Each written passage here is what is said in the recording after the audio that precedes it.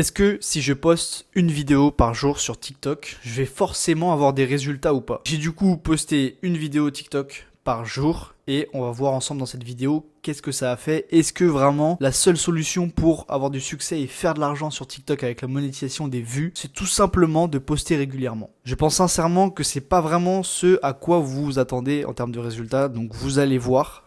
Restez bien jusqu'à la fin de cette vidéo. Et oui, je fais le youtubeur mainstream, j'ai pas l'habitude, ça fait bizarre. Ok, alors le jour 1, j'ai donc posté cette petite vidéo. Donc on voit bien 1 minute 25. Ce compte là est actuellement monétisé. Je viens juste de le reprendre. Donc j'ai dû poster en tout, je sais pas, une vingtaine, trentaine de vidéos. Donc c'est vraiment très peu pour TikTok, honnêtement. Mon intention, elle était ultra simple. C'était qu'en gros, vu que je fais un compte sur le tennis, qui est quelque chose de niché. D'ailleurs, il faut faire du contenu niché si vous voulez toucher les récompenses supplémentaires, très important. Mais du coup, la petite problématique qu'on peut avoir dans les contenus nichés, c'est que forcément, le grand public ne va pas forcément bien connaître votre thématique. Et qu'est-ce que ça fait? Ça fait que potentiellement vous êtes limité en termes de vues, c'est aussi simple que ça. Si je fais des vidéos sur le divertissement, tout le monde peut regarder. Si je fais des vidéos sur le paddle, sur le sable, le paddle qui se joue sur le sable par exemple, potentiellement il y a 10 000 personnes qui font ça en France, c'est tout, tu vois, donc t'es bloqué, t'es restreint. Donc l'idée c'est de parler aux gens qui ne connaissent pas les sports de raquettes, qui ne connaissent pas bien le tennis, qui ne pratiquent pas, peut-être qu'ils ont, je sais pas, simplement, ils regardent juste Roland Garros l'été, j'en sais rien, une connerie comme ça, mais bref, j'essaie de parler à tout le monde, même avec un contenu niché. Donc ça c'est la stratégie un peu globale. Maintenant, dans l'intention, le but c'est quand même d'avoir le hook, vous voyez bien, j'ai accompagné de sous-titres. Nice, comme par exemple mettre l'anti-vibrateur précisément à cet endroit-là. Tu peux le mettre où tu veux, tu peux le mettre ici, si ça t'amuse, tu peux le mettre ici, ici, ici. Par contre, t'as absolument pas le droit de le mettre pile ici, là, entre l'intersection des deux premières cordes. Donc vous pouvez voir que mon intention là, c'est un petit peu de raconter n'importe quoi pour pouvoir faire réagir les gens. Mais en fait, c'est une compétence à part entière de raconter n'importe quoi.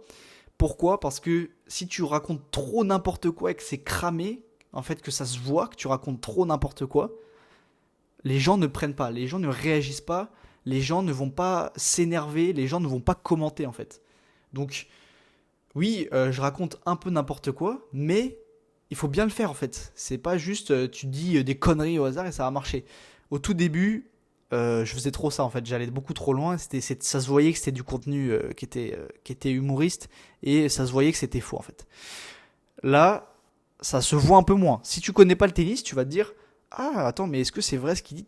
T'as un doute, tu vois, t'as un doute. Et le but c'est que la personne soit en mode est-ce que c'est vrai, est-ce que c'est pas vrai et qu'elle soit vraiment pile au milieu entre c'est vrai, c'est pas vrai. Et c'est là où les personnes ne vont pas être sûres, vont commenter, vont regarder les commentaires pour voir si les gens ils valident ou pas, etc. Donc créer de l'engagement au final.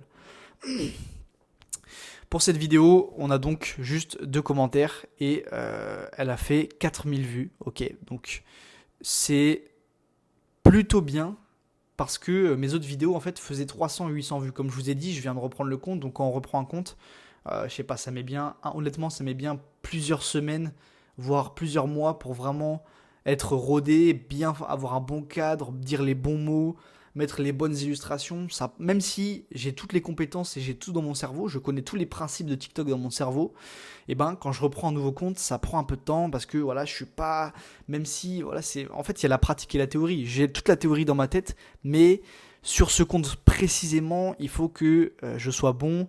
C'est le premier compte où je montre ma tête sur TikTok aussi, donc c'est pas la même chose parce que avant je faisais tous mes contenus en filmant avec la caméra arrière du téléphone, donc on voyait jamais ma tête. Donc c'est pas exactement non plus les mêmes choses, etc. Donc il y a ce petit temps un petit peu d'adaptation et de rodage, quoi, tout simplement. Le jour 2, j'ai posté cette vidéo, donc je vous montre rapidement un petit peu qu'est-ce que c'est comme vidéo. Et au tennis, c'est pas forcément les raquettes, même si c'est vrai que ça peut avoir... Je vais pas tout vous montrer, si jamais vous voulez vraiment voir complètement mon compte, n'hésitez pas, vous voyez bien, c'est ça là. Donc vous pouvez rechercher par vous-même.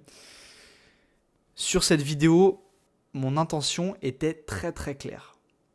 Le but était de faire réagir les gens sur la guerre des sports. La guerre des sports, c'est un concept où tout simplement vous allez dire que votre sport, c'est le sport le plus cher.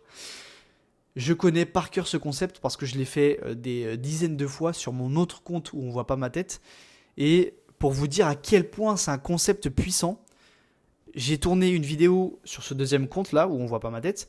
Il y a de ça environ 1 mois et demi. Et il y a encore des gens, à l'heure actuelle où on parle, qui commentent pour se clasher, pour dire non mais c'est mon sport le plus cher, non mais c'est ça, t'as pas compris, non mais n'importe quoi. Il y a encore des gens, après 1 mois et demi, qui se battent dans les commentaires. C'est pour vous dire juste la puissance de ce concept, c'est un truc de malade, vraiment, honnêtement. Donc, je savais qu'il avait fait ses preuves, ce concept, donc c'est pour ça que je voulais le réadapter dans le format où je monte ma tête. Et voilà, l'intention c'était que les gens se battent dans les commentaires. Ça a pris un petit peu, ça a un peu marché, il y a 7 commentaires, c'est vraiment pas énorme. Ça aurait pu encore mieux marcher, je le referai plein de fois, ce concept, parce que je sais qu'il a le potentiel d'être très très viral. Donc la vidéo a fait 1600 vues. Jour 3, on est sur cette vidéo. Là, je trouve que mon cadre est beaucoup plus beau.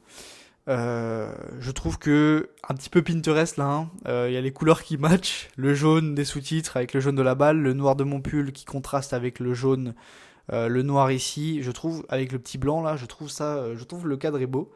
Dommage que la vidéo n'ait pas plus fonctionné que ça. Spoiler, elle a fait 300 vues celle-là, donc c'est la pire vidéo de la semaine, c'est clairement la pire vidéo. Pourquoi? Je pense tout simplement que les balles au tennis, c'est un concept qui est là pour le coup qui est trop niché. Vous voyez par rapport à ma première vidéo où j'essayais d'emmener les gens un peu mainstream sur le tennis en essayant de parler aux gens qui ne connaissent pas le sport. Là, quand je parle des balles de tennis, c'est trop niché en fait. Et vu que mon compte est encore qu'au début, c'est pas le moment de faire ça. Peut-être que dans plusieurs mois, ce sera plus intéressant de faire du contenu qui parle pas forcément à tout le monde, parce que j'aurai déjà un petit peu plus de traction sur mon compte, un peu plus de visibilité. Mais là, actuellement, c'est un peu moyen quoi de faire ça. Donc, c'est ce que je retiens un peu de cette vidéo. Pourtant, fondamentalement, elle est bonne. Elle est plutôt bonne. J'ai pas fait non plus n'importe quoi. Il y a les sous-titres, il y a quand même j'ai recherché à de la densité. Jour 4, donc là, on a une vidéo où j'ai des intentions qui sont différentes. Donc, premièrement, je change le format. C'est-à-dire que là, on est sur une vidéo purement storytelling. Donc, c'est-à-dire que je raconte une histoire. Entre parenthèses, l'histoire est vraie, mais je rajoute des petits éléments qui sont un peu bricolés par moi-même et qui sont un peu faux. Je pense que la plupart des storytellers savent que, en fait, quand tu racontes une histoire, c'est comme ça. Il y a un fond de vrai, enfin, comment dire, le gros de l'histoire est vrai, mais tu vas un petit peu abuser sur certains détails, tu vas un petit peu refaçonner l'histoire, et c'est comme ça que tu fais un peu une bonne histoire. Donc, ça, c'était la première intention. C'était de faire du storytelling, faire une histoire. Parce que c'est un concept qui est captivant. En général, les humains sont friands et ultra curieux des histoires. C'est un biais psychologique en nous. Quand on entend quelqu'un raconter une histoire, on veut savoir ce qui va se passer, on veut savoir la fin, on veut savoir s'il va y avoir des rebondissements, etc. C'est la curiosité de l'humain qui pousse à ça. Donc vous voyez que cette vidéo est plus longue, 2 minutes 16. Mais par contre, là, vous allez voir, la deuxième intention, c'est la densité. Et ça, c'est quelque chose qui est très très important et qui s'applique à toutes les plateformes. La densité, c'est quoi? Je vous montre tout simplement la vidéo et vous allez comprendre. Dans mon adversaire patiemment, le match doit commencer à 14h. 14h05, 14h10, 15, il arrive pas. Et 14h20, il finit par arriver. Donc premièrement, il arrive en retard. Ensuite, le mec, quand il rentre dans la pièce, il y a une aura bizarre. Il parle pas, il a le visage fermé et tout. Je me dis, ok, bon, pas de souci, il est en retard, ça peut arriver, etc. Ok. On descend pour aller du coup à l'extérieur. Voilà, donc la densité, c'est le fait que tu condenses en fait les informations dans le plus court laps de temps possible. En gros, il y a un cut toutes les secondes.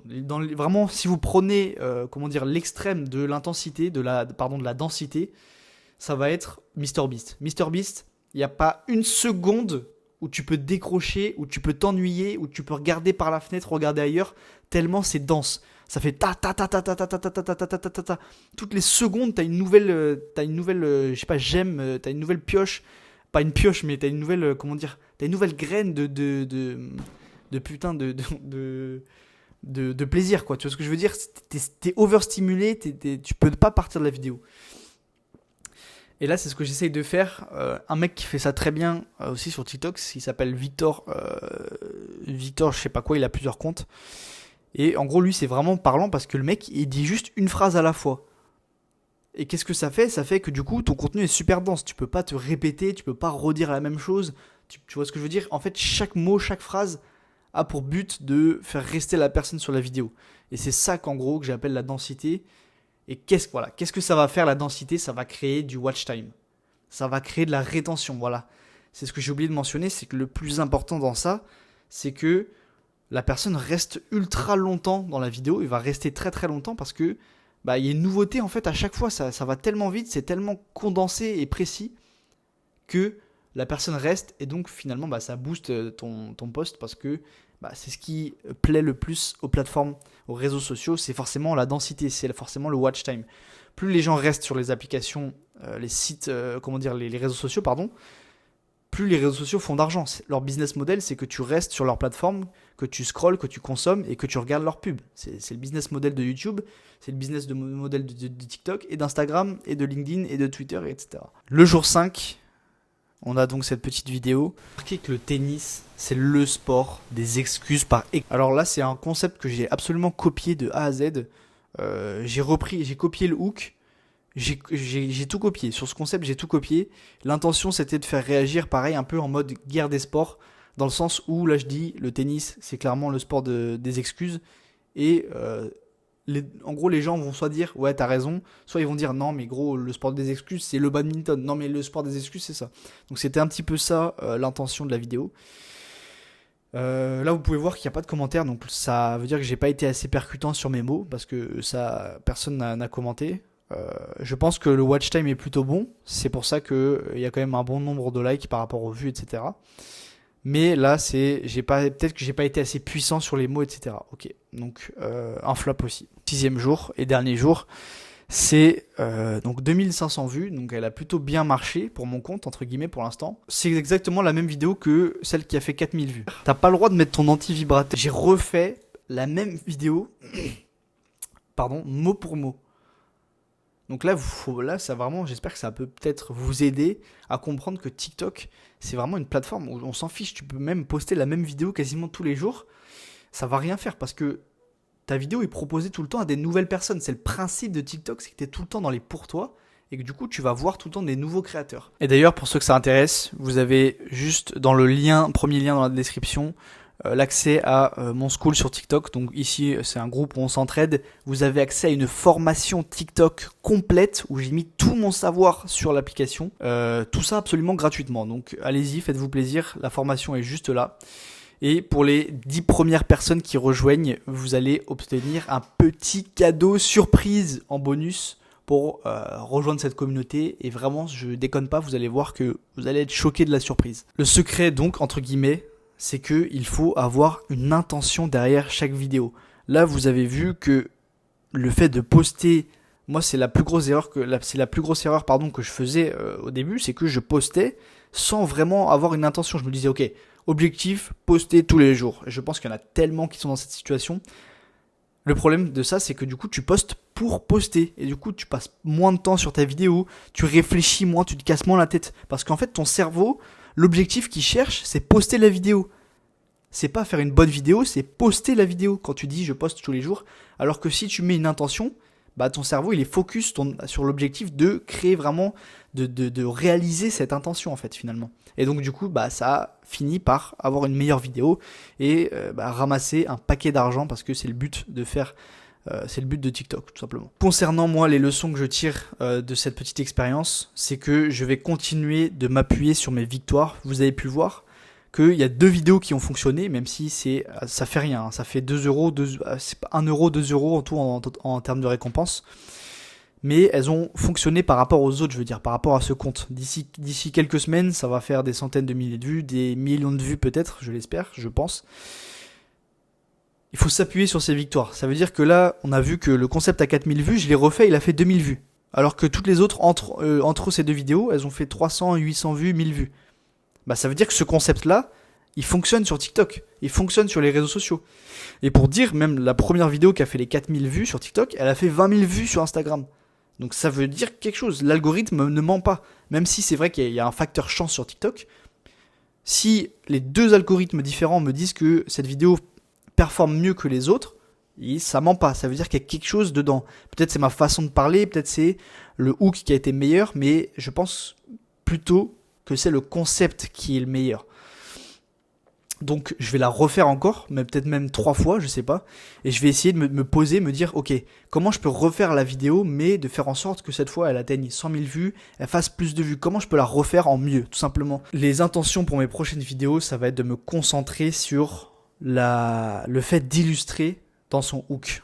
La chose que je fais pas bien, c'est que mon hook, il est pas assez visuel, l'illustration n'est pas assez bonne dans les 5 premières secondes de la vidéo. Donc je vais vraiment me concentrer là-dessus, et le conseil aussi que je peux vous donner sur ça, concentrez-vous sur une intention par paquet de 10 vidéos.